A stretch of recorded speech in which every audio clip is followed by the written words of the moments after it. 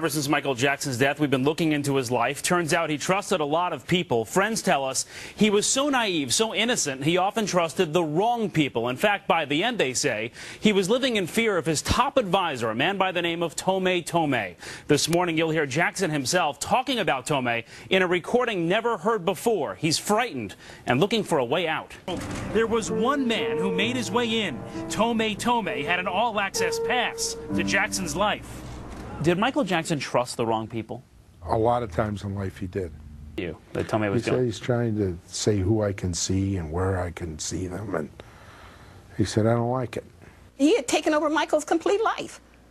He had taken over. June Gatlin was Michael's spiritual advisor. Michael was deathly afraid of him.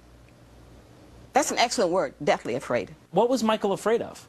He was afraid of who this man is, afraid of whatever this man may or be capable of doing.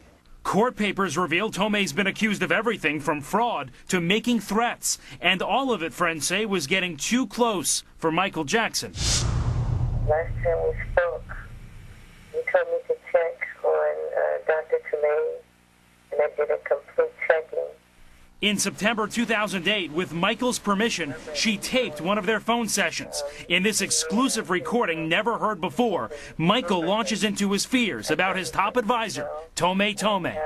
This guy, she just has ways about him that looks like see what he's done. He's built this divide between me and my representatives. And I don't talk to my lawyer, my accountants. I talk to him and he talks to them. That's not good. I know it's not good. I don't like it. And I want to get somebody in there with him that I know and trust. I don't know what's in my accounts. I don't know. Oh, that's not good, Michael. I know that's not good. When Michael talked to you about Tomei Tomei, what did he say? June, I don't like him. I don't trust him. He's mean. He's trying to keep me and separate me from everything and everybody I love. You cannot allow somebody to just be in total control of your life. I totally agree with that. That's why I'm calling you. Michael's friends and business associates told us Tomei was abusing his power, both financially and emotionally, cutting Michael off from his oldest friends, even his own family.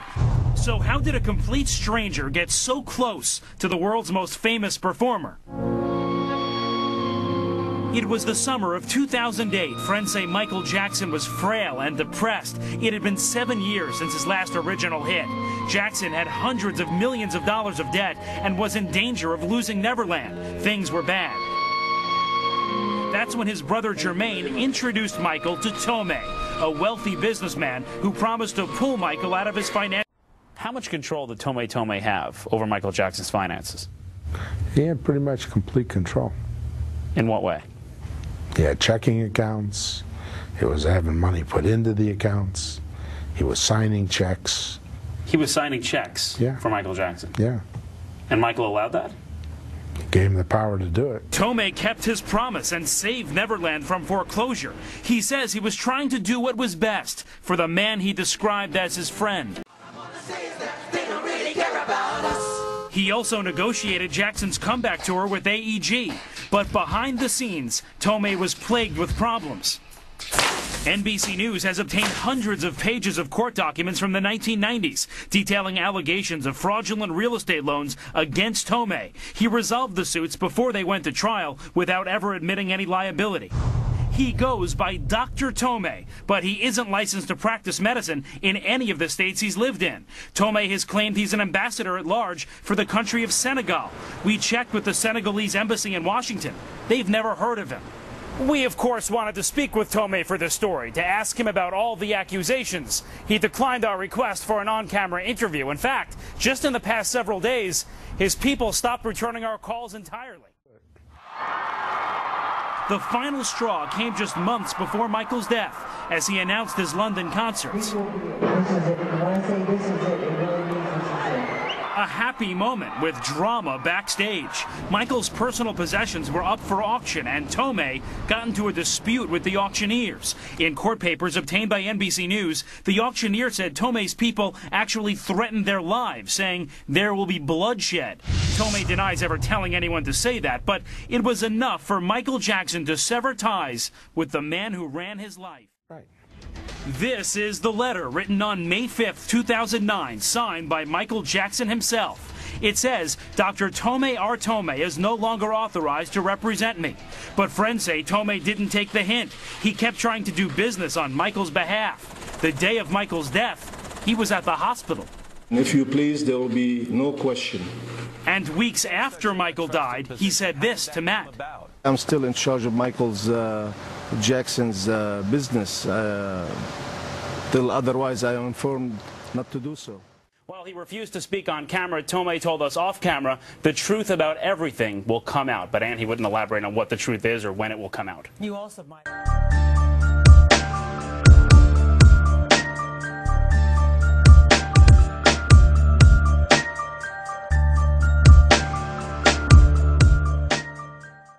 Were you under the influence of drugs or alcohol that impaired your ability to understand what you were doing? It could have been medication, yes. Impaired by the taking of prescription medications or something else at the time you signed these two documents? Could have been. Okay. Is that your best recollection, is that you signed these while impaired, not knowing what they meant? You could maybe say so, but I don't remember them. Weren't impaired by the taking of prescription medication at the time you signed this? Could have been. I don't know. How long during 2000?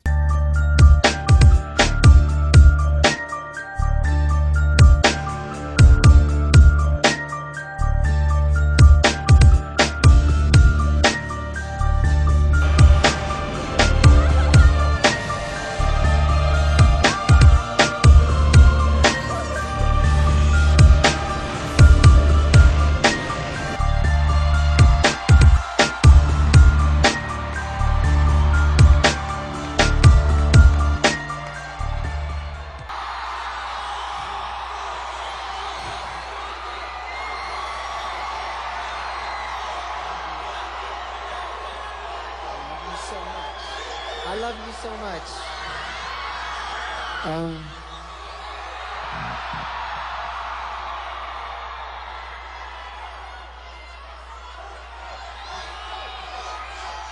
Thank you all.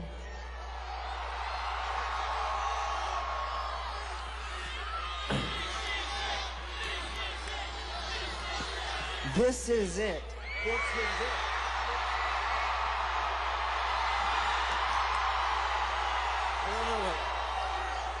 But I just want to say that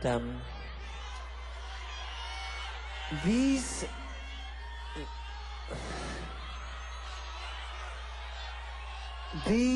will be my final show performances in London. This will be it. This is it. And when I say this is it, it really means this is it. Because